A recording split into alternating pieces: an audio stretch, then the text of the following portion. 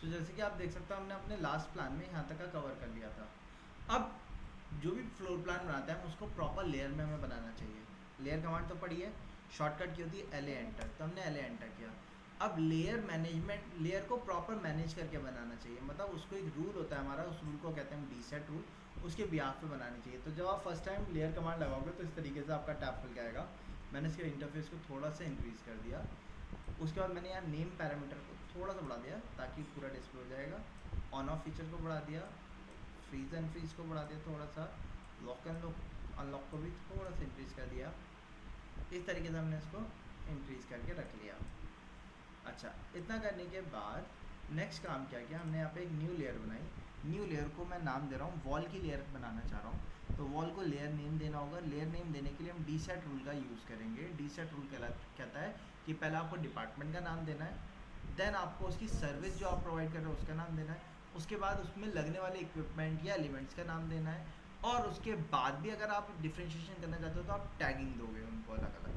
तो अब हम फ्लोर प्लान बनाने का जो एक्चुअल में वर्क होता है वो आर्किटेक्चर का वर्क कहलाता है। तो हमने यहाँ से नेमिंग के लिए क्या लिखा, ए आर, आप सिंपल ए भी लिख सकते हो। उसके बाद सर्विस को और डिपार्टमेंट को सेपरेट करने के लिए आपने स्पेसिंग के लिए डैश दे दिया मैंने।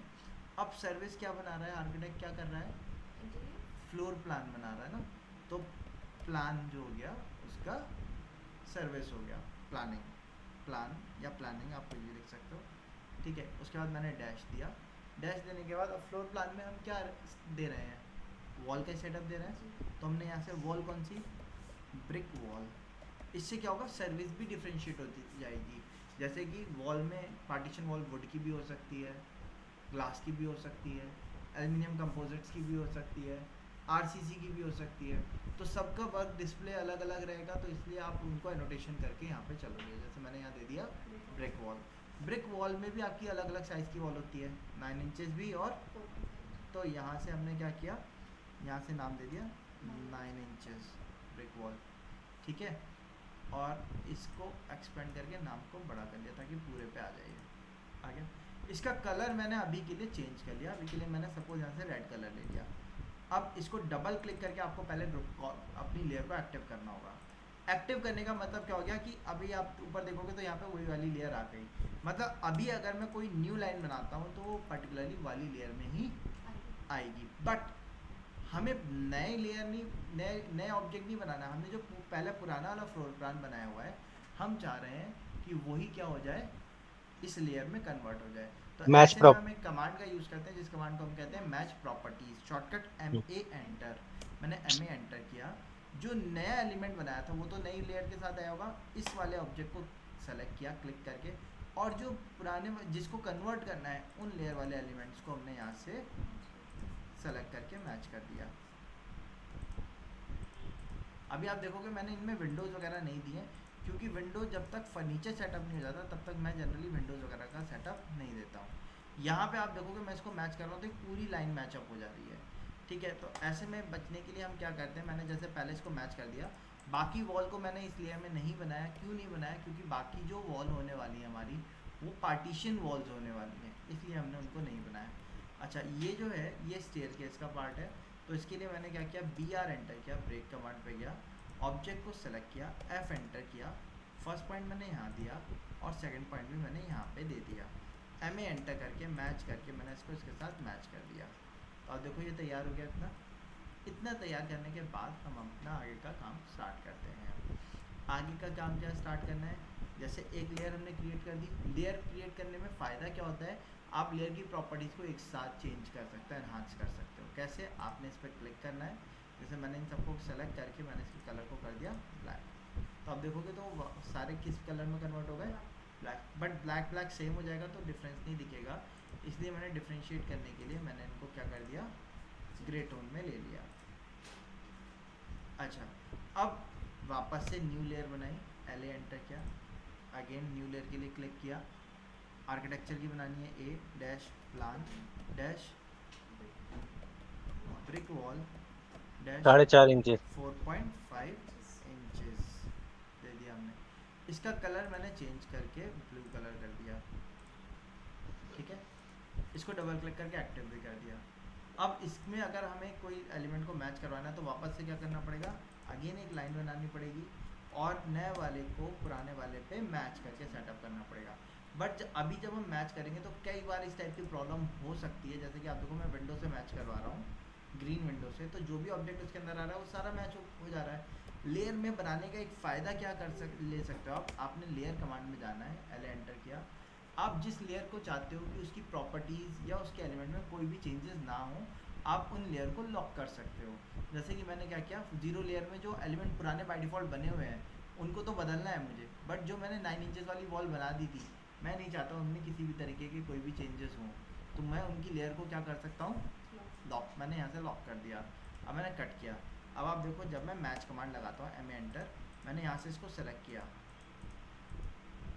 वो मैच हो रहा है क्या, नहीं हो रहा। मैं इसको सेलेक्ट करके डिलीट की दबा रहा हूँ, अब देखो डिलीट हुआ। मैंने कंट्रोल ए किया, सारा सेलेक्ट हो गया ना, मैंने डिलीट कर दिया, अब देखो सारा डिलीट हो गया, सिर्फ किसको छोड़ के, जो लॉक लेयर नहीं। तो ये फ़ायदा होता है हमारा लेयर्स बनाने का कि हम लेयर्स को लॉक करके उनके बीच में चेंजेस को रोक सकते हैं इजीली। अब आप क्या करोगे, मैच कमांड पे जाओगे, मैंने यहाँ से मैच करना स्टार्ट किया,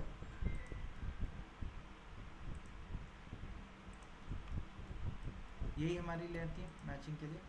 अब इसके साथ साथ मैं एक क्या और ऐड कर दे रहा हूँ, इसमें शाफ्ट भी ऐड कर देते हैं हम। अब वो शाफ्ट किधर देनी है वो आपको डिसाइड करने का काम करना होगा, आप किधर देना चाह रहे हो। देखो एंट्री यहाँ से हो रही है ना, ये विड्थ हमारी कितनी बच रही है इसमें, 6 फीट 3 इंचेस, ये लेंथ कितनी बच रही है, 9 फीट 9 इंचेस। अच्छा, सो स्टैंडर्ड हमारा शावर के लिए 3 फीट होता है, मैंने ओ एंटर किया, 3 फीट एंटर किया, इसको 3 फीट ऑफसेट कर दिया। उसके बाद 3 फीट WC का होता है, यानी कि वॉश बेसिन का, सॉरी वाटर क्लोजेट का, ठीक है। तो 3 फीट उसका हो गया। उसके बाद भी यहाँ पे कितना स्पेस बच रहा है,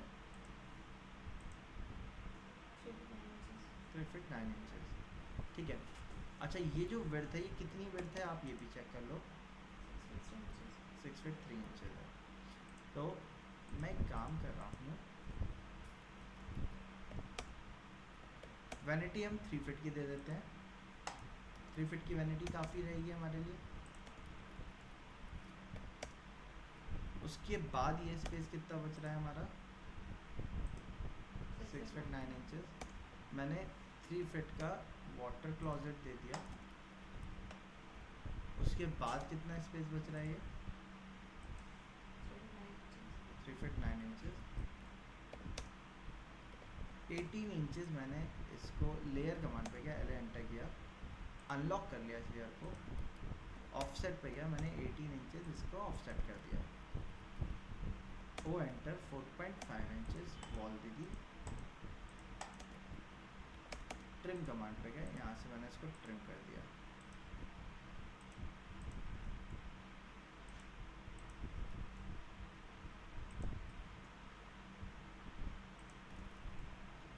एम ए एंटर करके इनको इससे मैच कर दिया, और ये हमारी है एक्चुअल में हो गई शाफ्ट। तो मैंने इसको यहाँ से क्रॉस कर दिया। अब ये स्पेस हमारा कितना बच गया, यहाँ पे हम अपना WC दे सकते हैं, वेस्टर्न WC अगर हम दे रहे हैं तो आगे का स्पेसिंग कितनी बच रही है आप देखो, ठीक है, काफ़ी है। अगर आपका टॉयलेट आ जाएगा तो उसके बाद भी आने जाने का स्पेस रहेगा, या तो आप यहाँ दे सकते हो, या आप एक काम कर सकते हो कि आप अपनी शाफ्ट जो है वो कॉर्नर में दो, बिल्कुल कॉर्नर में, मतलब या तो ये वाले कॉर्नर पे या ये वाले कॉर्नर पे। अब इस कॉर्नर पे जो क्या है हमारा बेडरूम है, क्योंकि इधर बेडरूम है ऑलरेडी, तो इसका वेंटिलेशन तो यहाँ पार्किंग से निकल सकता है हमारा, या यहाँ स्टेट्स पे भी हम वेंटिलेशन दे सकते हैं, तो इसको वेंटिलेशन प्रोवाइड करने की ऐसी ज़रूरत नहीं है। लेकिन ये वाला रूम जो है इसको भी पीछे से हमें विंडो मिल रही है, तो इसको भी ऐसे वेंटिलेशन की ज़रूरत नहीं पड़ेगी हमारी, है ना। तो मैं एक काम कर रहा हूँ, इसको इस कॉर्नर पे ही हम एक वेंटिलेशन का दे देते हैं। तो मैंने यहाँ से 18 इंचेस ले लिया यहाँ से, और 2.5 फीट मैंने यहाँ से ले लिया। देन देन 4.5 इंचेस की मैंने दोनों तरफ वॉल ले ली।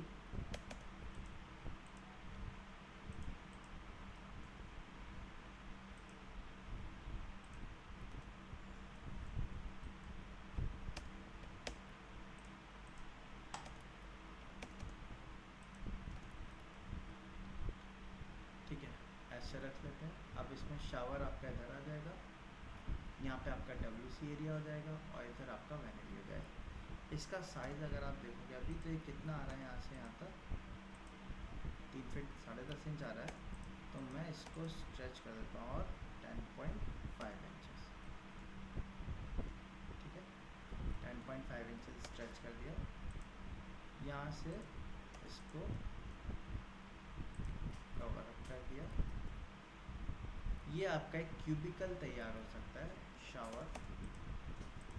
इसका साइज़ 4.4 ये 3 फीट 9 इंचेस है और ये आपका 4 फीट 4.5 इंचेस है, ठीक है। यहाँ पे आप ग्लास का एक पार्टीशन दे सकते हो और इधर की तरफ आपका WC आ जाएगा। गेट इस तरह की तरह आपका ओपन हो जाएगा, आप ऐसे ले सकते हो, ठीक है। सो ये दो ऑप्शन हैं जिनको आप ट्राई कर सकते हो। वरना फिर एक ऑप्शन ये है कि आप डोर को सेंटर में ओपन करिए, यहाँ पे वैनिटी दे दिए सामने, लेकिन सेंटर में ओपन करेंगे तो अगर हम फर्नीचर अरेंजमेंट की बात करें, यहाँ पे सोफ़ा रखेंगे तो यहाँ पे फिर सामने हमारा TV यूनिट या कोई भी रैक हम नहीं दे पाएंगे, इसलिए हमने साइड पे ही डोर की ओपनिंग रखी है, ठीक है। सो मैं इस अप्रोच के साथ इसको गो थ्रू कर रहा हूँ, जिसमें हमने ये शाफ्ट का इनर साइज़ रखा है कितना 1 फीट 6 इंचेस और ये हमने अपना 3 फीट 4.5 इंचेस के बराबर रखी है। शाफ्ट का एक्चुअल में साइज़ इतना होना चाहिए कि उसके अंदर कोई उतर के रिपेयर कर सके, लेकिन 1.5 फीट में कोई सर्विसमैन उतर के रिपेयरिंग नहीं कर सकता, ठीक है। हाँ, हम एक काम और कर सकते हैं, शाफ्ट को थोड़ा और छोटा कर लें। इतनी बड़ी शाफ्ट की ज़रूरत नहीं है। पहले मैंने 4.5 इंचेस कम किया और मैंने इसको वापस से 1.5 फीट कम कर दिया। इससे क्या होगा, आपका 3 फीट यहाँ से मैंने 6 फीट ऑफसेट कर दिया,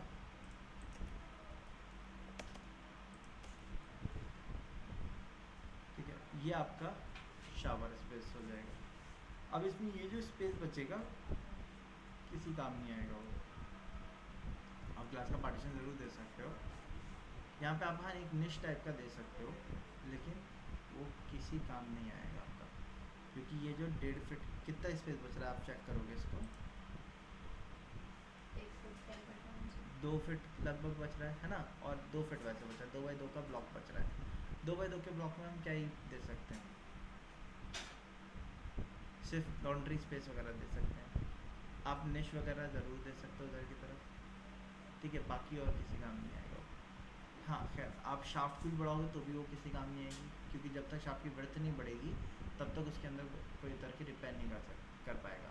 तो हम ये शाफ्ट किस लिए दे रहे हैं, खाली सिर्फ किसी चीज़ के लिए, पाइप्स के लिए या वेंटिलेशन के लिए, ठीक है। तो वेंटिलेशन के लिए विंडो खोलनी पड़ेगी हमें। विंडो खोलने के लिए आपको इसकी लेंथ को बढ़ाना पड़ेगा, क्योंकि अभी ये 1.5 फीट की है। 1.5 फीट की विंडो या वेंटिलेशन बहुत छोटा हो जाता है, उसमें से कोई चीज़ आपका नहीं जा पाएगा, पाइप्स भी कम जा पाएंगे। इसीलिए मैंने इसको क्या किया था, बड़ा रखा था थोड़ा सा। शाफ्ट में विंडो खोल देंगे, शाफ्ट में विंडो खुलती है हमारी। और एक काम और कर लेते हैं हम, मैंने इसको 4.5 और खींच दिया। ये इनर में हमारा कितना बच रहा है, अभी 1.5 फीट बच रहा है ना। मैंने इसको 6 इंचेस खींचा पहले। अब ये क्या साइज़ हो गया, 2 फीट बाई 3 फीट 4.5 इंचेस। ये जो स्पेस बचा हमारा, ये कितना बच रहा है,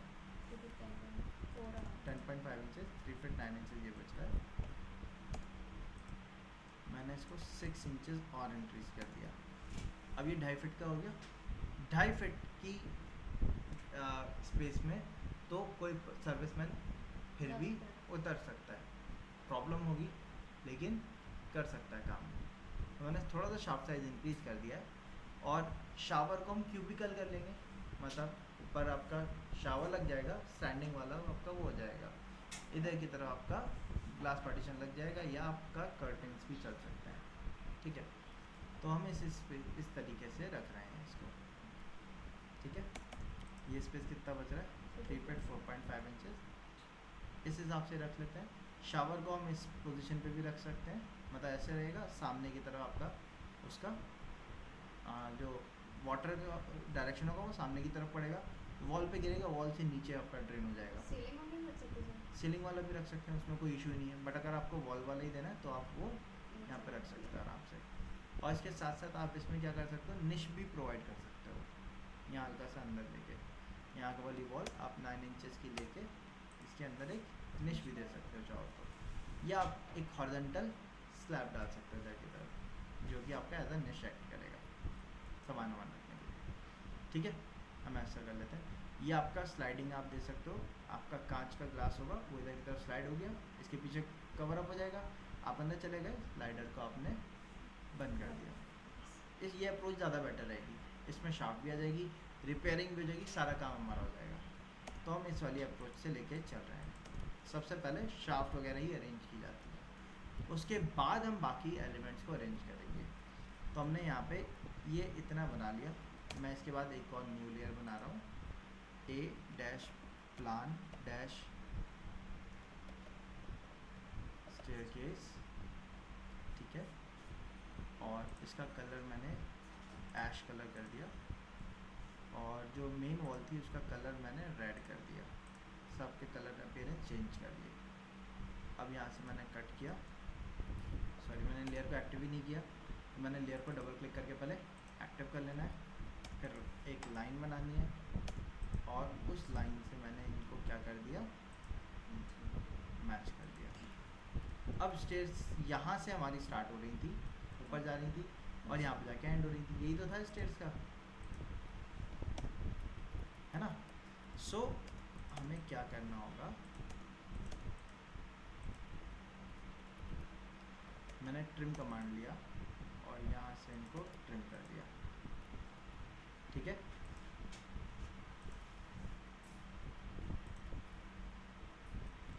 इतना ट्रिम करने के बाद मैंने इनको वापस से मिटा किया। ऐसा क्यों किया, क्योंकि यहाँ तक स्टेप्स चढ़ने के बाद हम ऊपर हवा में चले जाएंगे। हम फ्लोर प्लान जो बनाते हैं तो एक टॉप व्यू से बनाते हैं, तो टॉप व्यू में ये वाले स्टेप्स जो हैं ये हमारे जो जिस लेवल से हम सेक्शन कट करके फ्लोर प्लान बनाते हैं, ये उसके क्या कहाँ चले जाएंगे, ऊपर चले जाएंगे। तो हमें इनको हिडन व्यू में दिखाना होगा। हिडन व्यू के लिए मैंने इन सबको सेलेक्ट, पहले लाइन टाइप पे गया, LT एंटर किया, हिडन लाइन पहले से ही ऐड हुई है, मैंने इनको सेलेक्ट किया। सेलेक्ट करने के बाद मैंने यहाँ से लाइन टाइप को हिडन कर दिया, और डैश का साइज़ ज़्यादा बड़ा हो रहा है तो मैंने LTS एंटर करके लाइन टाइप स्केल 15 कर दिया, ठीक है। इसके साथ साथ हम यहाँ पे स्टेप्स भी लिखते हैं। स्टेप्स लिखने के लिए मैंने क्या किया, टेक्स्ट कमांड लिया, T एंटर किया, मैंने टेक्स्ट का साइज़ रिड्यूस कर दिया, मैंने यहाँ पे कोई भी एक लेटर से लिख दिया,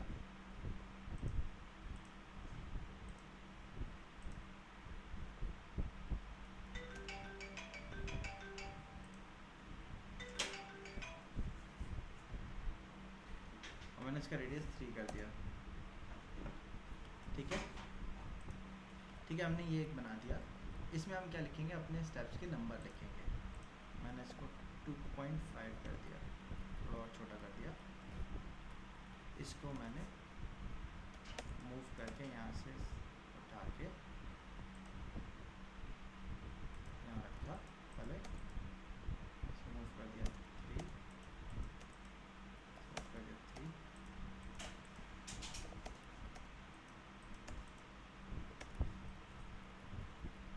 और इनको मैंने कॉपी किया,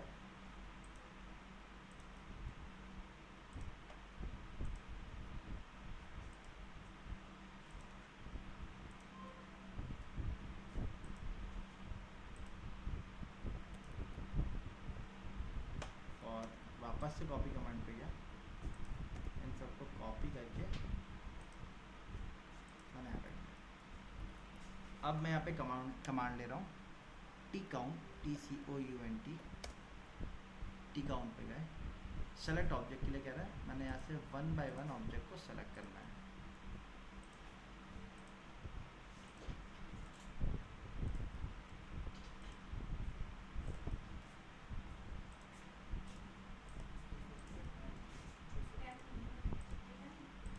सेलेक्ट कर लिया हमने, एंटर करके यहाँ से सेलेक्टेड ऑर्डर रखना है, स्टार्ट पॉइंट 1 का देना है और इंक्रीमेंट भी 1 का ही देना है। एंटर कर दिया, इसको हमने क्या कर दिया, ओवरराइड। तो ओवरराइड कर दिया तो आप देखो वो टेक्स्ट हट के स्टेप्स आ गए हमारे लिखे। आप चाहो तो इनको मूव करके यहाँ रखिए, स्टेप्स आ गए हमारे। यहाँ तक आपके 9th स्टेप आ गया, उसके बाद यहाँ से 10th स्टेप चल के 17 के ऊपर फिर आपका क्या आएगा, 18th स्टेप +1 करके स्लैब के अंदर चला जाएगा। ठीक है, हमने एल एंटर किया वापस से, यहाँ से इस टाइप से एरो बनाया इधर की तरफ। मैंने टेक्स्ट को जो यहाँ ऊपर लिखा था इसी टेक्स्ट को कॉपी किया, कॉपी करके मैंने ऑर्थो को ऑफ करके यहाँ पे प्लेस किया। इसको डबल क्लिक किया मैंने, यहाँ लिखा आर राइजर इक्वल टू कितना 7 इंचेस था, ट्रेड इक्वल टू कितना था 10 इंचेस। इसको सेलेक्ट करके मैंने लेफ्ट कॉर्नर पे कर दिया, इसको यहाँ रखा, रेक्टेंगल पे गए, इसको एक रेक्टेंगल बॉक्स के अंदर कवर किया।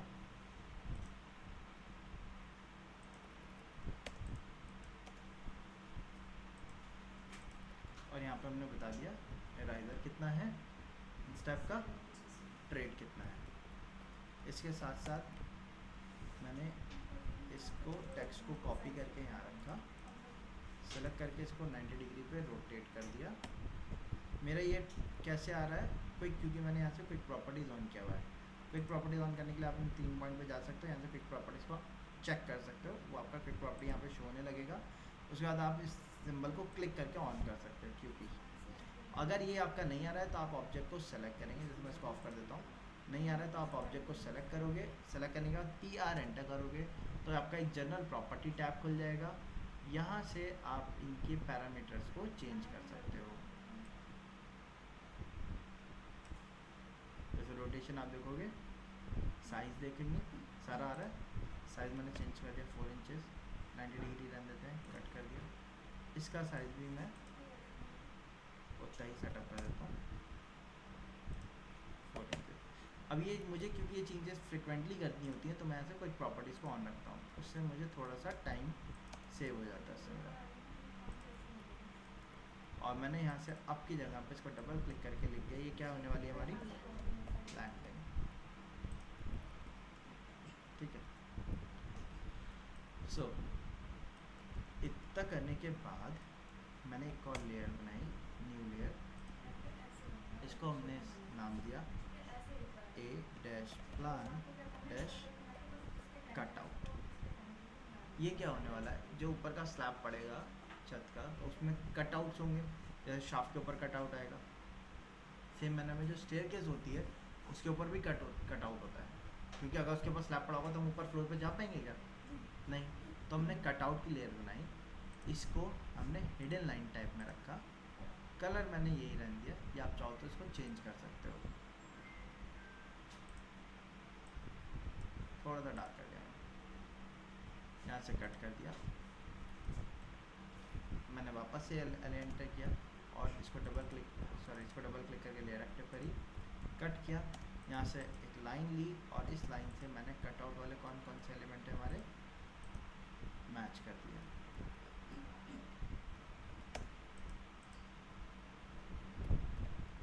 मैंने एक और रेक्टेंगल बनाया, ठीक है, सेम मैनर में मैंने वापस से रेक्टेंगल लिया, यहाँ से यहाँ तक का एक रेक्टेंगल क्रिएट किया और इसके ऊपर लाइन टू लाइन अटैच कर दी,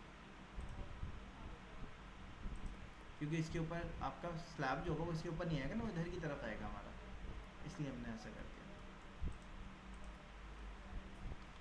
अच्छा, ये चीज़ क्लियर हो गई हमारी।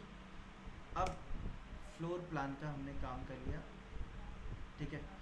पहले फर्नीचर प्लेस करेंगे, उसके बाद इनके दूसरे एलिमेंट डालेंगे। तो फर्नीचर प्लेसमेंट का जो काम रहता है वो आपका, कई बार इंटीरियर डिज़ाइनर सेपरेटली काम करते हैं और कई बार क्या होते हैं आर्किटेक्ट फर्म्स में ही इंटीरियर डिज़ाइनर्स को भी हायर किया जाता है, वो उनके कोलैबोरेशन में ही काम करते हैं। ठीक है, तो अगर आर्किटेक्चर फर्म बड़ी है तो उसके अंदर इंटीरियर डिज़ाइनर्स भी होंगे जो उनके इंटीरियर डिज़ाइनिंग करके प्रोजेक्ट को सबमिट करेंगे। अगर नहीं है तो आर्किटेक्चर कोई भी client as a separate interior designer को भी हायर कर सकता है अपने फ्लोर प्लान को और एनहांस करने के लिए। तो अगर डिपार्टमेंट दोनों के सेपरेट हैं तो इंटीरियर डिज़ाइन की डिपार्टमेंट जो है वो अलग से आईडी के नाम जाएगा। अदरवाइज जनरली क्या रहता है, जिनके अंदर ही काम कर रहे हैं, आर्किटेक्ट के अंदर ही काम कर रहे हैं, तो डिपार्टमेंट आर्किटेक्ट रहेगा, सर्विस किस चीज़ की रहेगी, इंटीरियर डिज़ाइनिंग की। इंटीरियर डिज़ाइनिंग के अंदर हम क्या चीज़ कर रहे हैं, फर्नीचर डालते हैं पहले। फर्नीचर के, क्योंकि फर्नीचर एलिमेंट्स ऐसे होने वाले हैं जो कि हमारे ब्लॉक्स बनाएंगे हम, जैसे बेड है, टेबल है, ये सारे ब्लॉक्स होंगे हमारे। तो क्योंकि इनके ब्लॉक्स क्रिएट करने वाले हैं हम, तो इनको हम टैग नहीं देते जनरली। ठीक है, इनका कलर मैं यहाँ से चेंज कर लेता हूँ, डबल क्लिक करके एक्टिव कर दिया, कट किया। अब हमें क्या क्या देना है, जैसे फर्नीचर डालना है, बेड डालना है, तो बेड के लिए मैंने क्या किया, आप DC एंटर कर सकते हो, EN US पे जा सकते हो, डिज़ाइन सेंटर पे जा सकते हो, होम स्पेस प्लानिंग पे जाके ब्लॉक्स में जाके यहाँ से बेड्स और फर्नीचर ले सकते हो। लेकिन इसके फर्नीचर बहुत बेसिक सिंपल से आते हैं, तो हम लोग जनरली क्लाइंट्स को अच्छा प्रेजेंट करने के लिए अच्छे ब्लॉक्स का यूज़ करते हैं। अब चाहो तो आप अपने खाली टाइम पे बैठ के अच्छे ब्लॉग्स बना सकते हो ट्रेसिंग करके गूगल की इमेजेस से या Pinterest से इमेज लेके, या आप क्या कर सकते हो डायरेक्ट उन ब्लॉग्स को डाउनलोड कर सकते हो। उसके लिए आपको वेबसाइट है, उस पर गूगल पे जाके यहाँ लिखना होगा कैट ब्लॉक्स, और यहाँ पे आपको कुछ साइट्स आ जाएंगी catblog.net, catblog.com, यहाँ से जाके भी आप अपने फर्नीचर्स को डाउनलोड कर सकते हो। ठीक है, आप देखोगे आपके बेड्स के ब्लॉक्स बने बनाए आपको मिल जाएंगे यहाँ पे फर्नीचर्स के। बट मैंने क्योंकि पहले से ही डाउनलोड किया हुआ है तो मैं उन्हीं ब्लॉक्स को ही इंपोर्ट करके रखूँगा। तो मैं उसके लिए कैसे ब्लॉक्स को इंपोर्ट करना है इसकी मैंने वीडियो अलग से डाली हुई है। ठीक है, आपको अगर कहीं कन्फ्यूजन है तो आप उसको जाके चेकआउट कर सकते हो चैनल पे।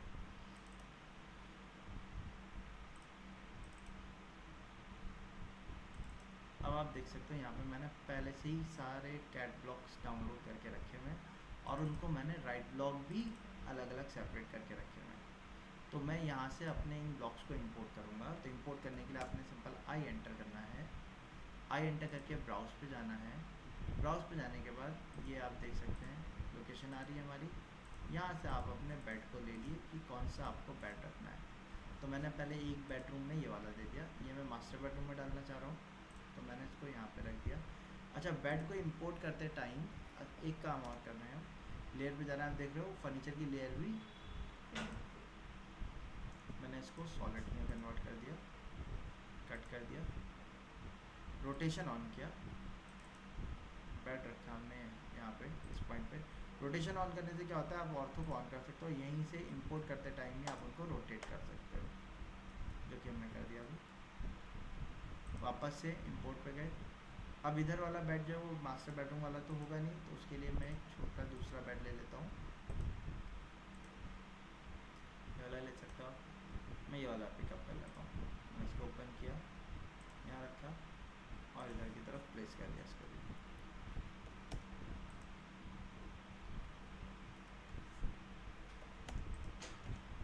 इसको मैंने इसके अबाउट मिरर कर दिया। ठीक है,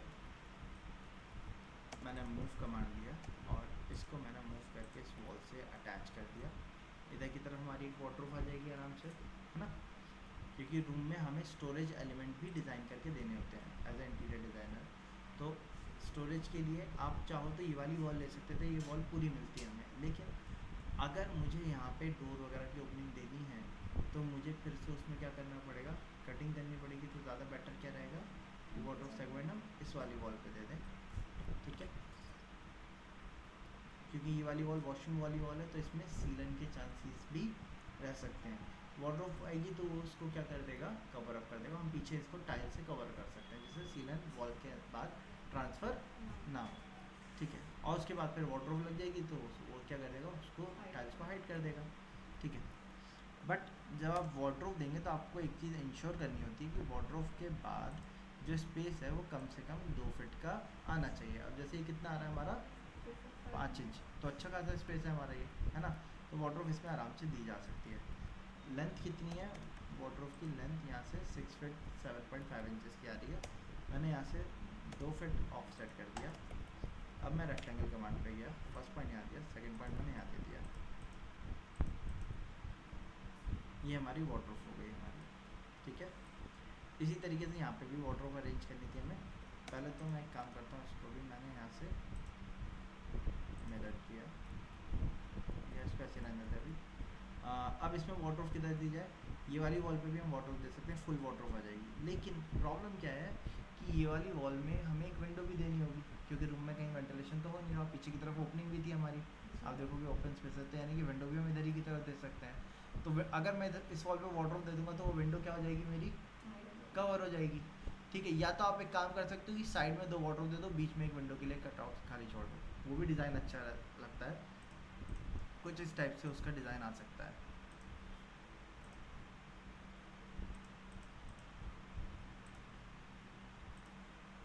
मगर विंडो छोटी प्रोवाइड करनी पड़ेगी। छोटी नहीं, और भी देखते हैं एक मिनट।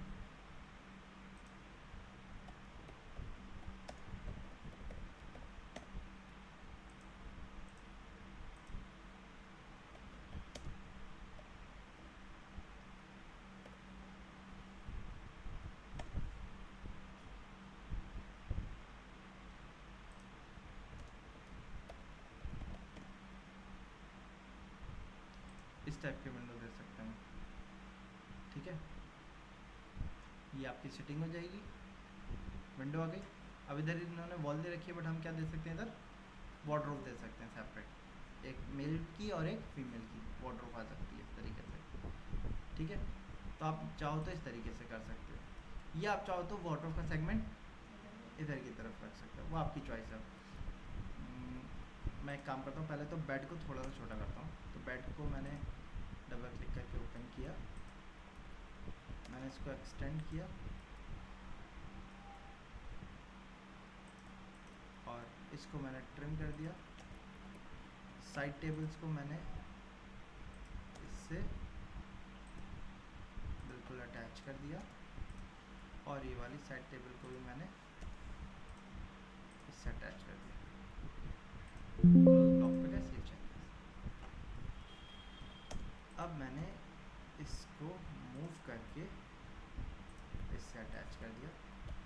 दूसरा काम मैंने मिरर पे जाके इसको मिरर लगा दिया, ताकि यहाँ पे मुझे एटलीस्ट 2 फीट की स्पेसिंग मिल जाए। अब ये 1 फीट 8 इंचज़ की स्पेसिंग मिल रही है। मैं एक काम करूँगा, इस वाले ब्लॉक एडिटर पर गया, मैंने एक तरफ की साइड टेबल को हटा दिया, टर्मिनेट कर दिया। एक तरफ की साइड टेबल रखेंगे हम, और मैं इस कारपेट को भी हटा दे रहा हूँ। काफ़ी ज़्यादा मैसी दिख रहा है, इसकी वजह से फिलअप हुआ हुआ दिख रहा है ना, हमें ओपन स्पेस नहीं मिल पा रहा कहीं पे। मैंने इनको हटा दिया, क्लोज ब्लॉक पे गए, सेव चेंजेस। अब इधर की तरफ मैंने 2 फीट का स्पेस लिया, टोटल लेंथ चेक करी, 10 फीट है, 10 फीट 1.5 इंच है, ठीक है। अगर 4 फीट की हम बीच में विंडो देते हैं तो दोनों तरफ कितना बचेगा, 3-3 फीट की हमारी वार्डरोब है, ठीक है। सो आप चाहो तो इस तरीके से चल सकते हो। इधर की तरफ भी अगर मैं वार्डरोब देता हूँ तो आप उसकी लाइन भी चेक कर सकते हो, तो वो कितनी आएगी, हार्डली 7.5 इंच और आ जाएगी, है ना। तो इसलिए मैं दोनों को सेपरेट कर लेता हूँ। तो यहाँ से 3 फीट का स्पेस हमने छोड़ दिया, बट उससे पहले मैंने इसको इससे मैच कर दिया। 3 फीट का इधर से स्पेस छोड़ा, 3 फीट का इधर से छोड़ दिया।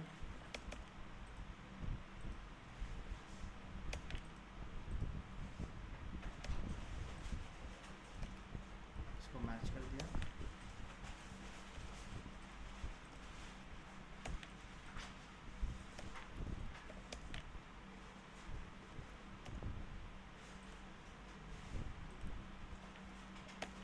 और ये हमने क्या दे दिए, विंडो दे दिया। ये क्या हो गया हमारा वार्डरोब सेगमेंट हो गया। तो मैंने क्या किया, बी ओ एंटर किया, बाउंड्री कमांड, एक पॉइंट पे गए, इधर इधर एक बाउंड्री कमांड दे दिया।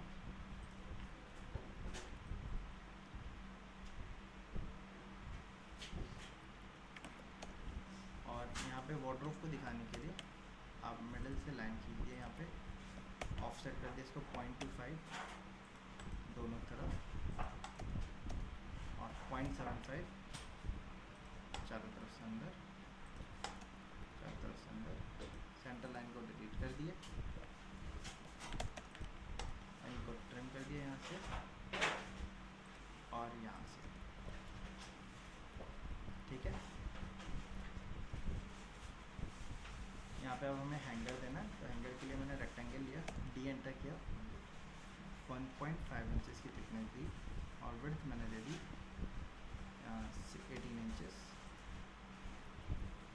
F enter, R enter, 0.5 enter, P enter, polyline को सिलेक्ट कर लिया, रेक्टेंगल पे गए, डी एंटर किया, 0.75 इंच बाई 1.5 इंच का वापस से दिया, F enter, enter, 0.35, P enter करके पॉली लाइन सेलेक्ट कर दिया, मूव कमांड पे गए, इसके मिडिल से पिक किया, इसके मिडिल पे अरेंज कर दिया।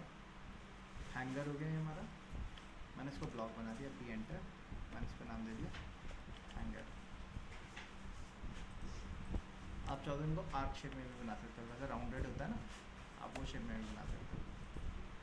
पिक पॉइंट मैंने इसका यही सेंटर पे ले लिया, ओके कर दिया, और इस हैंगर को मूव किया मैंने यहाँ से, इसके मिडिल पे रखा पहले, इसको मूव कर दिया मैंने यहाँ से 2 इंचेस, अब इसको कॉपी करके आगे रख दिया मैंने 4 inches, 8 inches, 12 inches, 16 inches, 20 inches, 24 inches, 28 inches, 30 inches,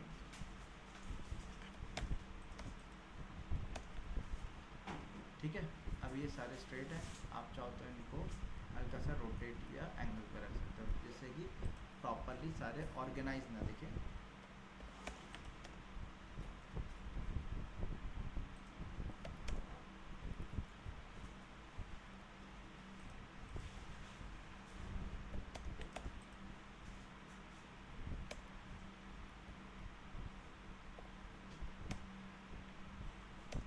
wardrobe जो प्रोवाइड करते हैं उसकी डायमेंशन क्या होती है वैसे स्टैंडर्ड? वार्डरोब बहुत डायमेंशंस पे वेरी करती है, क्योंकि वार्डरोब साइजिंग के हिसाब से बनाई जाती है। डेप्थ जो होती है वो स्टैंडर्ड है 2 फीट, 1.5 फीट से 2 फीट होती है हमारी डेप्थ जो होती है वार्डरोब की, 18 इंचेस से 24 इंचेस होती है। लेंथ जो होती है वो वेरी करती है, अगर सिंगल शेल्फ दे रहे हैं तो वो कम से कम 1.5 से 2 फीट का सिंगल शेल्फ दिया जाता है। सिंगल शेल्फ मतलब जिसको हम पल्ले को खोले और सिंगल शेल्फ हमारा हो, तो वो 1.5 से 2 फीट का दिया जाता है। लेकिन अगर आप डबल पल्ले वाली दे रहे हो या स्लाइडिंग दे रहे हो, तो वो कम से कम आपकी 3 फीट की होनी चाहिए, 3 फीट से 4 फीट की, ठीक है। अब इसी तरीके से साइजेस बढ़ता जाता है। 10 फीट पे होगी तो हम क्या कर सकते हैं, चार टैग सेगमेंट्स में तोड़ सकते हैं उसको, 2.5 फीट के, है ना। डबल पल्ला। हाँ, या 3 के 2 तोड़े, एक 4 का तोड़ दिया, इस तरीके से किया जा सकता है, जैसे अभी हमने यहाँ पे कर रहे हैं। 3 के 2 साइड वाले हो जाएंगे, 4 का एक सेंटर पे वॉल हो जाएगी, है ना। इस तरीके से कर सकते हैं। तो साइजिंग बहुत ज़्यादा वेरी करती है वार्डरोब की, कोई एग्जैक्ट पर्टिकुलर सिंगल साइजिंग नहीं आती। ऐसे बनाई जाती है कि मैक्सिमम यूटिलाइजेशन हो जाए।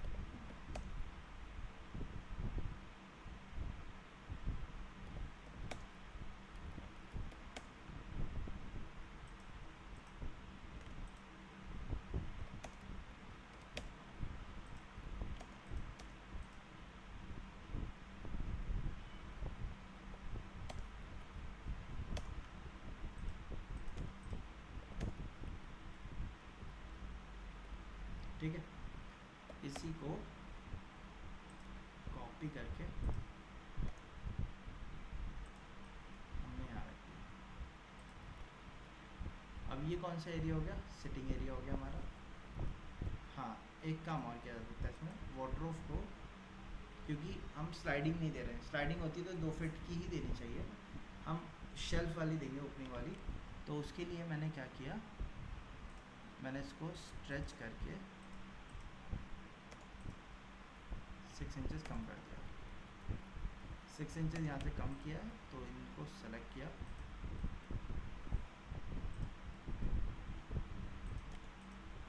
इंचेस अंदर मूव कर दिया। अब ये ज़्यादा बड़े हो रहे हैं, है ना। तो ये तो ब्लॉक है, मैं इसके ब्लॉक एडिटर पे गया। देखो ब्लॉक का फ़ायदा क्या होता है, अब यहाँ से जाके मैंने इसको स्ट्रेच करके 1.5 इंची इधर से कम करता हूँ ऊपर से, और 1.5 इंची मैंने नीचे से कम कर दिया।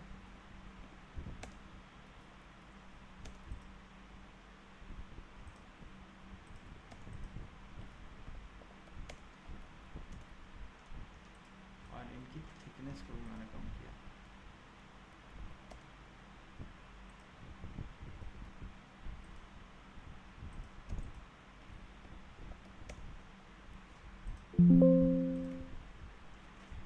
आगे इससे क्या होगा, पीछे की तरफ खुला स्पेस ज़्यादा मिल जाएगा। यहाँ सामने हमारा टीवी यूनिट आएगा, टीवी यूनिट बेड के सामने ही लगा होगा, है ना। तो हम एक काम कर रहे हैं, मैंने एक्सेल एंटर किया, एच एंटर किया, यहाँ से हॉरिजॉन्टल लाइन ली, यहाँ से भी हॉरिजॉन्टल लाइन ली। टीवी के नीचे एक शेल्फ डाल देते हैं, ड्रॉर, जिस पे हम लोग क्या करते हैं, सेटअप बॉक्स रखना है, मोबाइल फ़ोन चार्जिंग पे लगाना है, वो सारी चीज़ें हम उस पर रख देते हैं। ठीक है, कोई मैगज़ीन पढ़ें तो वो उस पर रख दिया, तो उसके लिए एक ड्रॉर देते हैं। यहाँ पे आगे की तरफ स्पेस आप देखोगे, बेड पढ़ने के बाद 3 फीट का, 3.5 फीट का स्पेस है। तो हम लोग क्या कर सकते हैं, 6 इंचेस से 9 इंचेस का एक शेल्फ डाल सकते हैं। ज़्यादा गैप होता तो ड्रॉर भी दे सकते थे, लेकिन ज़्यादा गैप नहीं है तो एक छोटा सा देना पड़ेगा। बट आप जब भी ये दोगे तो आप एक चीज़ ज़रूर नोटिस चेक कर लेना, यहाँ से यहाँ तक का गैप जो है ये 3 फीट प्लस होना चाहिए, क्योंकि आपका डोर जो है वो क्या होगा, फिर उस पर जाके लगेगा, है ना। तो उसके लिए एक काम किया जा सकता है, या तो आप ये वाली वॉल को थोड़ा सा आगे खींच लो, जैसे अभी ये गैप कितना आ रहा है, 2 फीट 2 इंचेस आ रहा है ना। तो मुझे इसको आगे खींचना होगा, कितना, 10 इंचेस लगभग खींचना होगा, तभी तो 3 फीट बचेगा। या ये जो गैप, ये पूरा कितना है अभी आपका, 6 इंचेस के आसपास है, हम इसको 5 इंचेस का, 5 फीट का रख सकते हैं, या 4 फीट का रख सकते हैं खाली, और ज़्यादा बड़ा नहीं दें, एक छोटा सा दे दें। तो मैंने इसके लिए एक अलग से रेक्टेंगल बना दिया, डी एंटर किया, 9 इंचेस बाई 4 फीट का मैंने एक बॉक्स बना दिया। इसको मूव किया, कहाँ से, इसके मिडल से, और इसके मिडल पे रखा, वापस से मूव पे गए, यहाँ से इसको उठा के यहाँ रख दिया, DLI पे गए, यहाँ से यहाँ तक का डिस्टेंस फिर से चेक कर लिया। ठीक है, ये आपका 2 फीट 11 इंचेस आ रहा है। मैं इसको थोड़ा सा आगे और खींच देता हूँ, 6 इंचेस। ठीक है,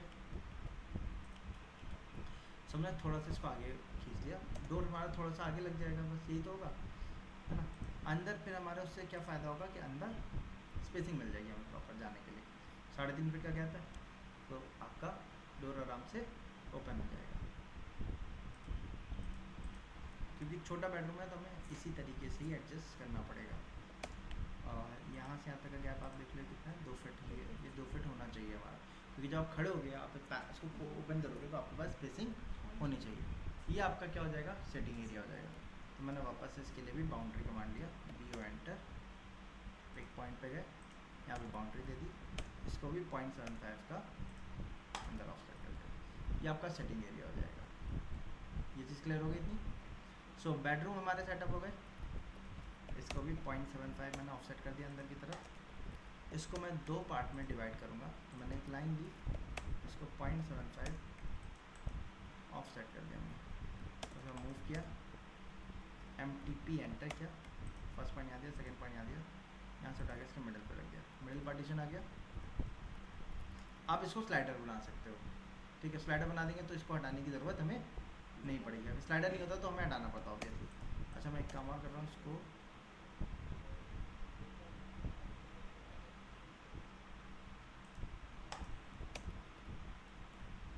कारपेट क्योंकि इधर से ही आएगा कोई, है ना, तो इसलिए ज़्यादा बेटर रहेगा यहीं पर कर दिया जाए।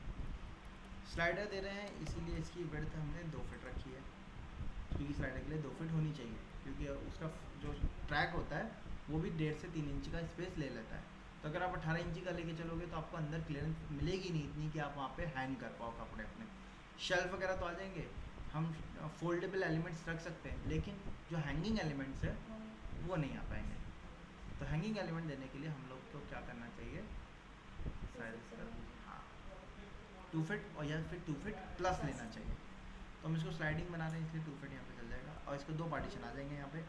2 पार्टीशन में आप यहाँ पे चेक कर सकते हो, ये आपका कितना बैठ रहा है, 3 फीट 2 इंच आ रहा है, 2.5 इंच है ना, ये भी 3 फीट 2.5 इंच आ रहा है ना। सो इसमें आपके ऊपर की तरफ हैंगर्स आ जाएंगे, नीचे की तरफ आपकी शेल्फ्स, हाँ फोल्डेबल एलिमेंट्स को स्टोर करने के लिए हो जाएगा। या आप चाहो तो इसमें एक काम और कर सकते हो कि 1.5 फीट के 2 ब्लॉक छोड़ दो, बट वो क्या होगा, सही नहीं बैठेगा आपका। उसके लिए फिर हमें क्या करना पड़ेगा, इसको 2 फीट 1.5 फीट के 2 फीट का इधर शेल्फ, 2 फीट का इधर शेल्फ और बीच में करना पड़ेगा। बट वो ट्रिपल पार्टीशन में ज़्यादा बेटर आता है हमारा, डबल में सही नहीं आ पाएगा, क्योंकि स्लाइडर है ना, आप स्लाइडर करोगे 2 ही स्लाइडर बैठेंगे इसके ऊपर, 3 तो बैठ नहीं पाएंगे क्योंकि छोटा सा स्पेस है हमारा, 6 6.5 पौने 7 फीट का ये खाली है ना, इसलिए। तो हम ये वाले शेल्फ में सिर्फ क्या देंगे अपने, ये रखेंगे, हाँ। तो मैंने इसको कॉपी किया मिडल से उठा के और इसके मिडल पे जाके रख दिया, इनको एक्सटेंड कर दिया हमने, कॉपी पे गया मैं,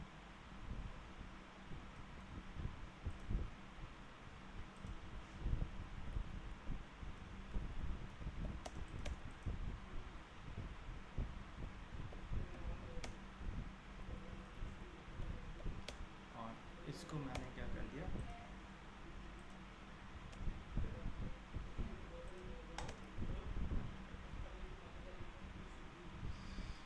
ठीक है।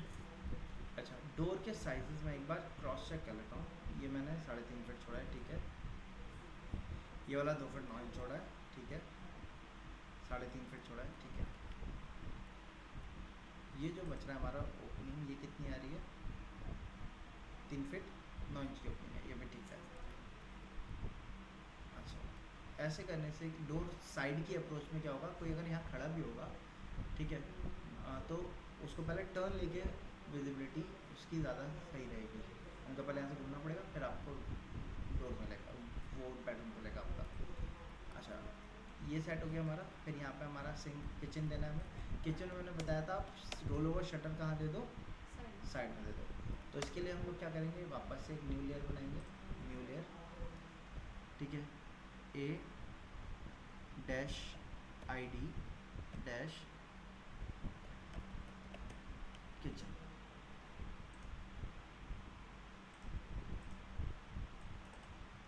एक्टिव किया डबल क्लिक करके, मैंने यहाँ पे एक लाइन बनाई और इस लाइन से मैंने इसको मैच कर दिया, इसको डिलीट कर दिया, ऑफसेट पे गए, 2 फीट का मैंने ये कर दिया इसको ऑफसेट, इसको ट्रिम किया, यहाँ पे हमारा रोल ओवर शटर हो जाएगा। रोल ओवर शटर के बाद मैंने यहाँ से 3 फीट का स्पेस दे दिया, किस चीज़ के लिए, सिंक के लिए हमारा, ठीक है।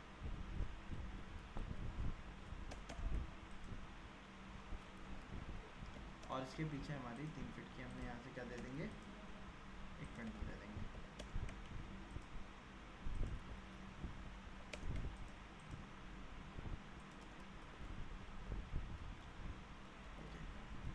इधर की तरफ हमारा क्या आएगा, रेफ्रिजरेटर स्पेस आएगा, यहाँ पे हमारी कुकिंग आएगी। कुकिंग कहाँ पे देंगे हम, सेंटर में देंगे, सेंटर में कहाँ के, हम यहाँ से फ्रिज से यहाँ तक का स्पेस ले लेते हैं, इसका सेंटर मिडिल पॉइंट में यहाँ से मार्क कर लेता हूँ, और इसका मिडिल पॉइंट कहाँ आ रहा है, यहाँ आ रहा है, स्लैब के मिडिल पे दे देते हैं।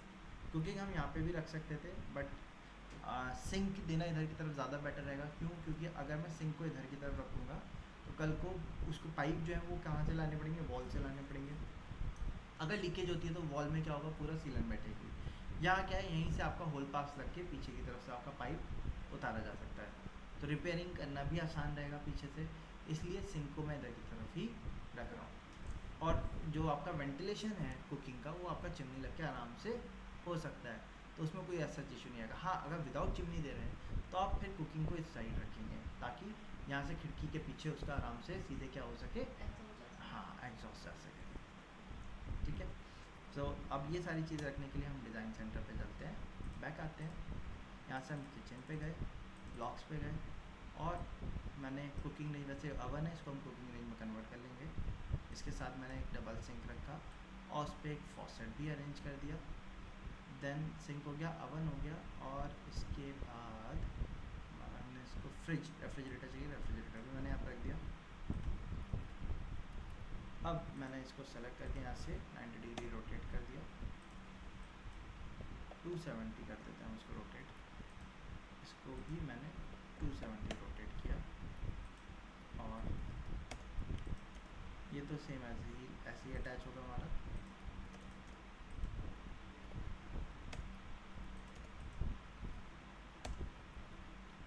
इसको हमने मूव किया, यहाँ से मिडिल से उठाया और इसके मिडिल पर रखा, वापस से मूव पे गए, यहाँ से उठा के मैंने इसको आगे रखा, और इसको उठा के इसको मैंने 1 इंच पीछे कर दिया। अब ये स्पेस कितना बच रहा है पीछे, 2 इंचेस बच रहा है, तो मैंने 0.5 इंच और पीछे कर दिया, 1.5 इंच का गैप हो गया।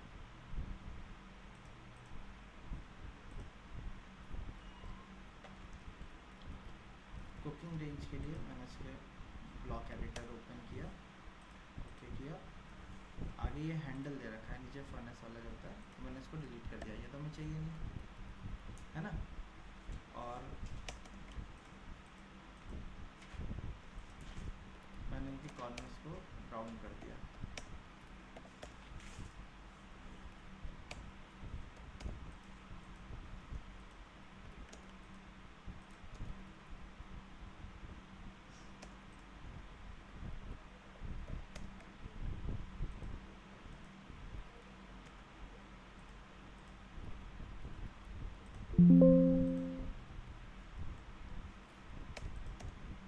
मैंने मूव करके इसको मिडिल से उठाया,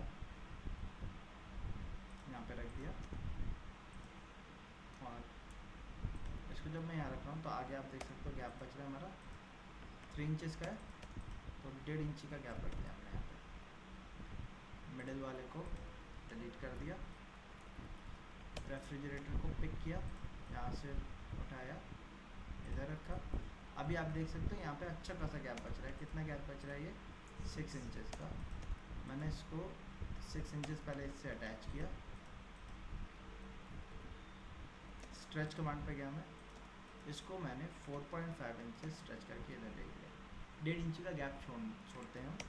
इसी तरीके से पीछे वाली वॉल से भी मैंने 1.5 इंची का गैप छोड़ दिया, और इसको मैंने मूव किया यहाँ से, और जहाँ इसका मिडिल पॉइंट आ रहा है वहाँ रख। अब कुकिंग जो है उसके दोनों तरफ आपका वर्किंग स्पेस है, जो कि होना चाहिए हमारा। ये वर्किंग स्पेस आपका 1.5 से 2 फीट का कम से कम गैप होना चाहिए, जो 2 फीट का हमें मिल रहा है। ठीक है, तो इस तरीके से किचन हमारा डेवलप होना स्टार्ट हो गया। अच्छा, किचन का जो काउंटर होता है ये जनरली हम 2 इंचेस आगे लेते हैं, 2 फीट से 2 इंच ज़्यादा होता है हमारा। वो 2 इंच ज़्यादा इसलिए देते हैं हम क्योंकि इसकी नोजिंग भी आती है इसके साथ साथ, इसलिए तो मैंने इनको ऑफसेट ले लिया आगे की तरफ 2 इंचेस। और जो ये इनर वाले हैं इसको सेलेक्ट करके मैंने लाइन टाइप को हिडन में कन्वर्ट कर दिया। ये हमारा किचन डिज़ाइन हो गया। यहाँ विंडो आ गई, इसकी वेंटिलेशन विंडो देनी है हमें, तो वेंटिलेशन विंडो हम इसकी दोनों तरफ खोल सकते हैं। इसमें फ़ायदा ये है, यहाँ पे आप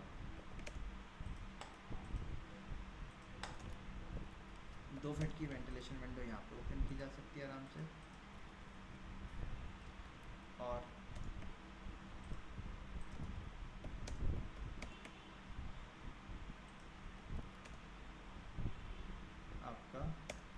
1.5 फीट की वेंटिलेशन विंडो इधर ओपन की जा सकती है आराम से।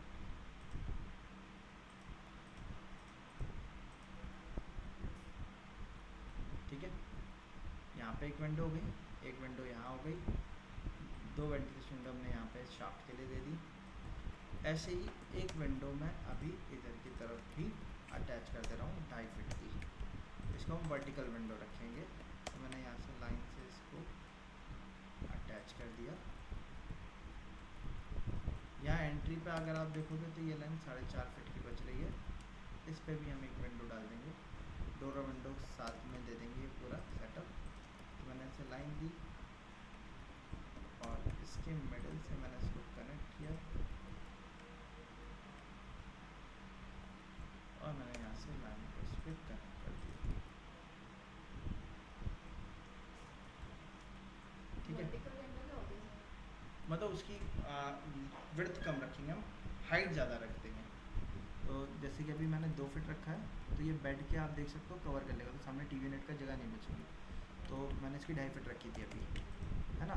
तो मैं इसको क्या कर लेता हूँ, कम कर लेते हैं यहाँ से पहले 6 इंचेस, 2 फीट के बाद भी थोड़ी सी जगह ले लेगा, मैंने इसको 3 इंचेस और कवर कर दिया। तो ये हमारी विंडो जो बच रही है 1 फीट 9 इंच की बच रही है, जिसमें 1.5 इंची का आपका वो चला जाएगा। 1.5 फीट की क्लियर वर्टिकल स्लिट दे देंगे एक तरीके से, ग्लास लगा देंगे, उससे क्या होगा, रोशनी जो होगी वो अंदर की तरफ हमें आ जाएगी। ठीक है, इसके सामने भी हमने क्या किया, एक रेक्टेंगल या डी एंटर किया 6 इंचेस बाई 4 फीट का, मूव पे गए, इसके मिडल से उठाया, इसके मिडल पर रखा और इसको मूव करके मैंने यहाँ रख दिया। ठीक है, और यहाँ से यहाँ तक का गैप तो अच्छा खासा है, 5 फीट है, तो मैं इसको इधर से बढ़ा लेता हूँ। टीवी यूनिट का शेल्फ उसकी क्या डायमेंशन होती है? 6 से 9 इंचेस का हम जनरली लेते हैं, अगर स्पेसिंग ज़्यादा होती है तो हम इसको 1 फीट का भी ले लेते हैं। और लेंथ वाइज कितना जा सकता है वो डिपेंडिंग कि हाँ कितना भी जा सकता है। और मैं एक काम और कर रहा हूँ, विंडो दे रहे हैं क्योंकि डोर तो दे नहीं रहे हो, तो मैं इसको पूरा यहाँ पे अटैच कर लेता हूँ और मैंने इसके 6 इंचेस और बढ़ा दिया, 1 फीट हो गया। अब ये क्या होगा, यहाँ पे तो टीवी लग जाएगा और ये आपका क्या हो जाएगा, एक यहाँ पे हम कैटल वगैरह रख सकते हैं। हाँ, थोड़ा सा सामान वामान रखने के लिए हो जाएगा आपका, क्योंकि पीछे अच्छा खासा स्पेस है आने जाने के लिए ना, यहाँ से यहाँ तक 3 फीट का स्पेस है हमारे पास, सफिशिएंट है लड़के आने में। इस तरीके से रख सकते हैं। यहाँ से ये स्पेस आप चेक कर लो कितना है, 4 फीट है, जो कि सफिशिएंट है हमारा। ठीक है, इस तरीके से हमने इसको मिनिमम 3 फीट होना चाहिए ऐसे आमने 3 से 3.5 फीट जगह होनी चाहिए, बट मिनिमम हम 2.5 फीट पे भी एडजस्ट कर सकते हैं अगर छोटा स्पेस मिल रहा है तो। 3 फीट तो होना चाहिए, 3 फीट स्टैंडर्ड है, 3 फीट होगा तो आराम से आप आना जाना कर सकते हो। 3 फीट से कम होगा तो हमें इन चीज़ों को ऐसा बनाना होगा कि हैंडल लेस बनाना हो, वरना आप आना जाना करोगे तो आपके कपड़े क्या होंगे, उसमें स्टक होने के चांसेस रहेंगे। ठीक है, क्योंकि आप चिपक के चल रहे हो इसलिए लगने के चांसेस हैं हमारे, तो उनके कॉर्नर्स को भी हमें राउंड करना पड़ता है कई बार। अच्छा, हमारा बेड सेटअप हो गया, सामने टीवी यूनिट आ गया, इसका किचन सेटअप हो गया पूरा, इसका भी फर्नीचर सेटअप हो गया हमारा पूरा। हो गया या नहीं हुआ? हमने विंडो भी दे दी, बाकी सब जगह पे ज़्यादातर क्या रह गया यहाँ पे, वॉशरूम, एल एंटर किया, न्यू लेयर पे गए, A-ID वॉशरूम, इसका कलर भी हमने चेंज कर दिया, डार्क ग्रीन ले लिया हमने यहाँ से, ओके किया, डबल क्लिक करके एक्टिव किया, कट कर दिया। वॉशरूम के लिए मैंने क्या किया, यहाँ से रेक्टेंगल, सबसे पहले वैनिटी दे रहे हैं, रेक्टेंगल लिया, डी एंटर किया, डायमेंशन दी, लेंथ दे दी मैंने 20 इंचेस और विड्थ दे दी मैंने यहाँ से 3 फीट। ये आ गई हमारी वैनिटी। वैनिटी के बाद कितना स्पेस बच रहा है यहाँ पे आप देखो, 3 फीट, काफ़ी स्पेस है आपका उसके लिए, WC के लिए। तो WC देने के लिए पहले मैंने क्या किया, 6 इंच की लेज वॉल दे दी है, इसको मैंने 1 फीट आगे ले लिया पहले।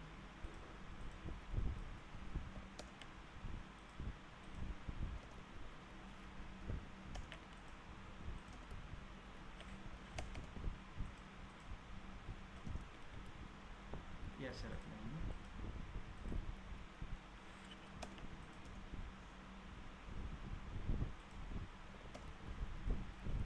अब यहाँ पे मैं WC देना है, तो मैंने क्या किया, अच्छा लेज वॉल को दिखाने के लिए मैंने क्या किया, यहाँ से लाइन से इसको मैंने रेड वाले से ही मैच कर दिया और इनको सेलेक्ट करके मैंने लाइन टाइप को सॉल्व कर लिया। वैसे तो 9 इंचेस की वॉल थी वाली, हम चाहे तो टैंकर्स के अंदर भी फिट अप कर सकते थे, तो भी कोई इशू नहीं आता हमारा, ठीक है, बट फिर भी हमने एक लेज वॉल ले ली है। अच्छा अब डिज़ाइन सेंटर पे गया, DC एंटर किया, मैं यहाँ से बैक आता हूँ, हाउस डिज़ाइन पे गए, ब्लॉक्स पे गए, यहाँ से मैंने टॉयलेट सीट को इंपोर्ट कर लिया। अब मैं इसी को क्योंकि लेज वॉल दे रहा हूँ तो वॉल माउंटेड में कन्वर्ट करूँगा। वॉल माउंटेड में कन्वर्ट करने के लिए सिंपल इसके ब्लॉक एडिटर पे गए, टैंक तो वॉल के अंदर चला गया ना, तो टैंक की ज़रूरत नहीं, उसको डिलीट कर दिया। यहाँ से मैंने एक रैंडम लाइन ले ली, यहाँ से मैंने एक स्ट्रेट लाइन ले ली, इनको ट्रिम कर दिया हमने। मिरर पे जाके इसके बाद इसको मिरर कर दिया।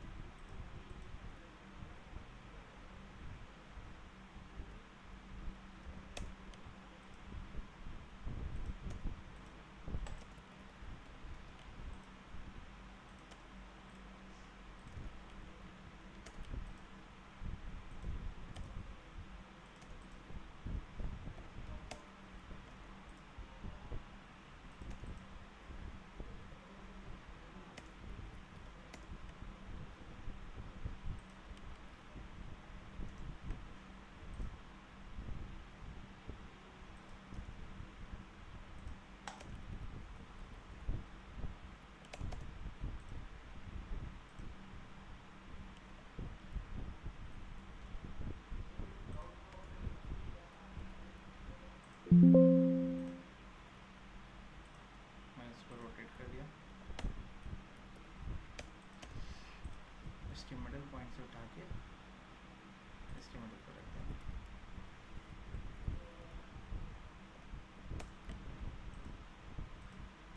सात इंच 7.1 इंचेस, तो पहले तो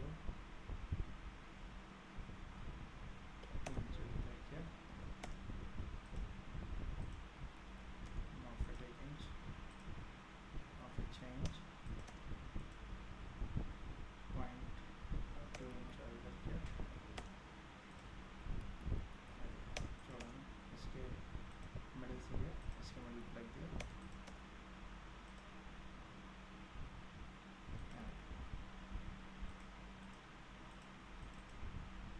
ठीक है, यहाँ क्या रहेगा,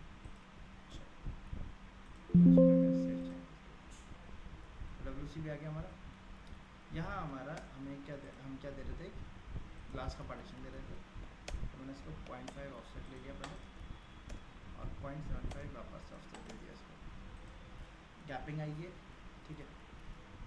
यहाँ पे मैंने लाइन से इसको अटैच किया और इस लाइन को इसके ऊपर 1.5 इंची ओवरलैप कर दिया, ठीक है, और यहाँ पे लाइन से इसको अटैच किया, इसको 1.5 इंच स्ट्रेच कर दिया। गैपिंग क्या है?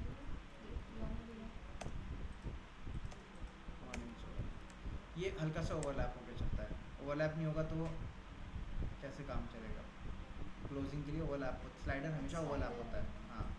और यहाँ पे आपका लॉकिंग आएगी हल्की सी, तो इस वजह से वो दिखाने के लिए मैंने इस तरीके से दिखाया। और ये एरो मैंने एक बना दिया जिससे ये पता चलेगा कि ये किधर की तरफ ओपनिंग होगा, हाँ। अब हमें देना है, शावर देना है। शावर के लिए मैंने क्या किया, सर्किल ले लिया, सी एंटर किया, डी एंटर किया, 6 इंचेस का डाया दे दिया,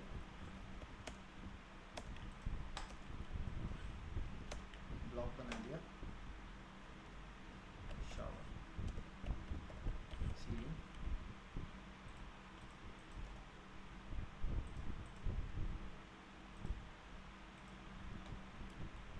और एम एंटर किया, इसको सेलेक्ट किया, सेंटर से उठाया, MTP एंटर किया, फर्स्ट पॉइंट यहाँ रखा हमने, सेकंड पॉइंट यहाँ दे दिया, ठीक है, क्लियर है। तो ये आपका शावर एरिया होगा।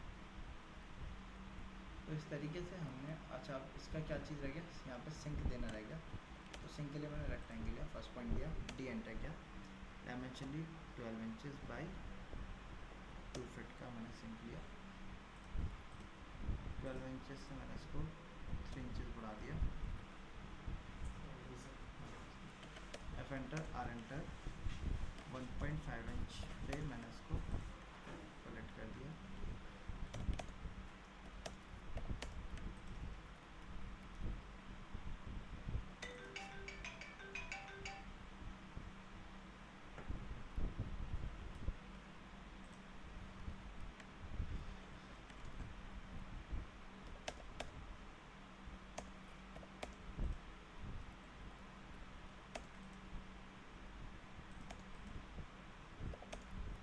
इंचेस और बढ़ा दिया मैंने इसको, ऑफसेट किया मैंने इसको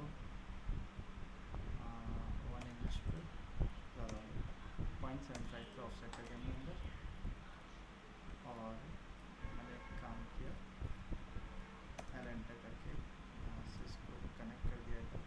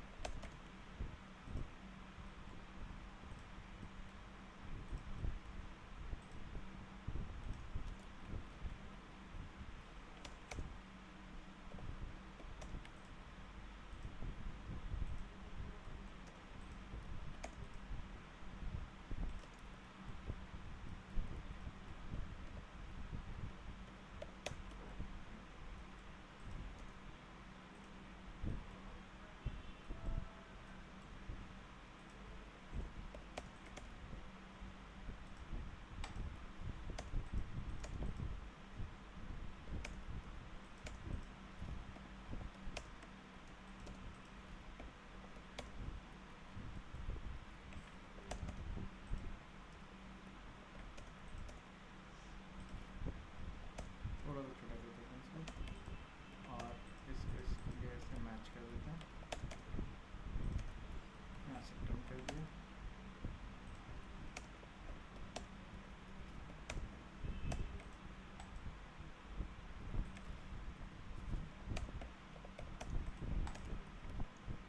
ये हमारा सिंक हो गया, वॉश बेसिन, वॉश बेसिन के नाम से हमने बना लिया इसको, पिक पॉइंट पे एक पिक पॉइंट हमने यहाँ दे दिया, ओके कर दिया इसको, और इसको मूव कर देते हैं यहाँ से उठा के यहाँ,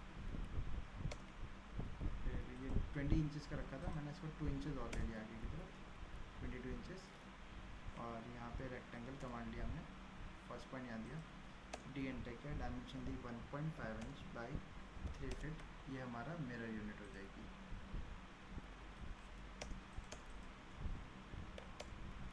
सो हमारा ये भी तैयार हो गया।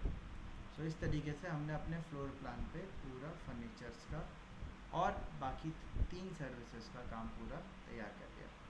अब यहाँ पे आपको एक सेटिंग देनी है, तो सेटिंग के लिए आप क्या कर सकते हो, DC एंटर करके बैक आ जाइए, यहाँ से होम स्पेस में ब्लॉक्स में सोफ़ा यूनिट मिल रहा है, आपने इसको उठा के इधर रख दिया। अब मुझे राउंड वाला सोफ़ा नहीं चाहिए क्योंकि आजकल नहीं चल रहे राउंड वाले, फ्लैट चल रहे हैं, तो मैं इनको फ्लैट में कन्वर्ट कर देता हूँ। यहाँ से लाइन से हमने इसको अटैच कर दिया, यहाँ से इसको लाइन से अटैच कर दिया, आर्क को ये वाले डिलीट कर दिया, ट्रिम कर दिए।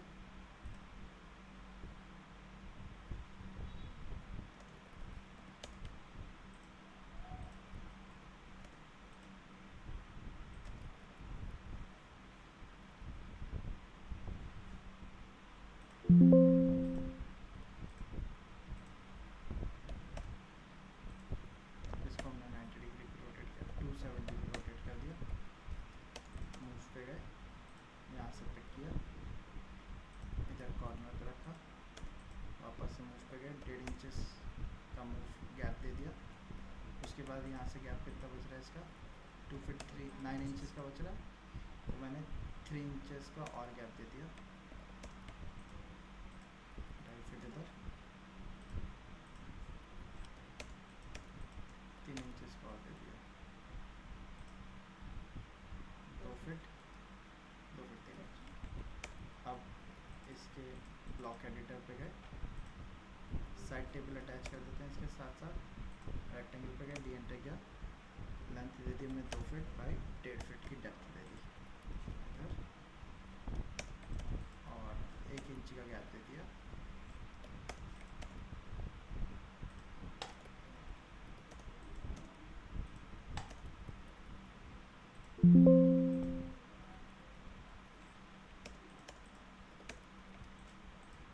बिल्कुल वॉल से कभी नहीं अटैच करते, हमेशा थोड़ा सा गैप देते हैं, तो 3 इंचेस का पीछे से गैप दे दिया हमने।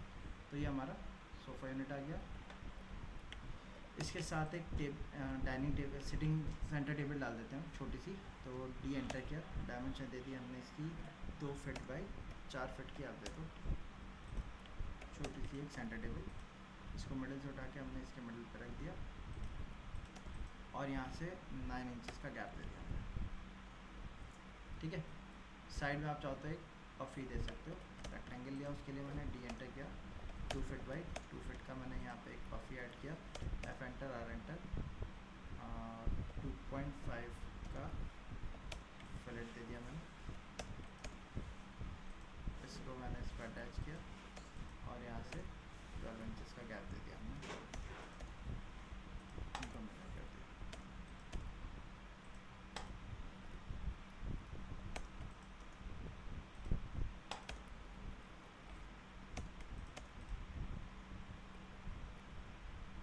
इधर वाले को हटा देते हैं क्योंकि वो डोर की क्लोजिंग पर इफेक्ट डालेगा। इसको देते हैं हम, ठीक है। ये हो गया हमारा। सामने भी आप एक क्या दे सकते हो, कंसोल दे सकते हो, टेबल दे दो, या टीवी यूनिट हो गया, या कंसोल टाइप का आप एक अरेंज कर सकते हो। उससे पहले मैं इसका साइजिंग चेक कर लेता हूँ कितना बैठ रहा है। यहाँ से 6 फीट 6 इंचेस का बैठ रहा है, रेक्टेंगल लिया, डी एंटर किया, 6 इंचेस बाई 5 फीट का दे दिया हमने, और मैं 6 इंचेस से इंक्रीज करके 3 इंचेस बढ़ा देता हूँ, और इन सबको मैंने फर्नीचर की लेयर में कन्वर्ट कर दिया। हो गया। विंडो की अलग लेयर बना लेंगे, तो उसके लिए न्यू लेयर पे गए, ए डैश प्लान डैश विंडोज़, और इसका कलर भी अलग कर देते हैं, मैजेंटा कलर ले लेते हैं। ओके किया, डबल क्लिक करके एक्टिव किया, कट किया। अब मैंने LAYOFF ले ऑफ कमांड पे गए, जैसे कि प्लान डेंस होने लगा, तो जो चीज़ की ज़रूरत नहीं है उनको आप हाइड कर दो। कैसे, ले ऑफ कमांड पे जाके उन लेयर्स को सेलेक्ट करके। अब बट इसमें क्या हो गया, जो विंडो हमने पुरानी बनाई हुई थी वो भी ऑफ हो गई, क्योंकि वो दूसरी लेयर में बनी हुई होगी शायद, इस वजह से वो ऑफ हो गई। तो मैंने जिन लेयर में काम नहीं है उनको ऑफ कर दिया। अब विंडो वाली लेयर, न्यू लेयर जो बनाई थी उसमें एक ऑब्जेक्ट बनाया, उस ऑब्जेक्ट से हमने इसमें जाके इनको मैच करना स्टार्ट कर दिया।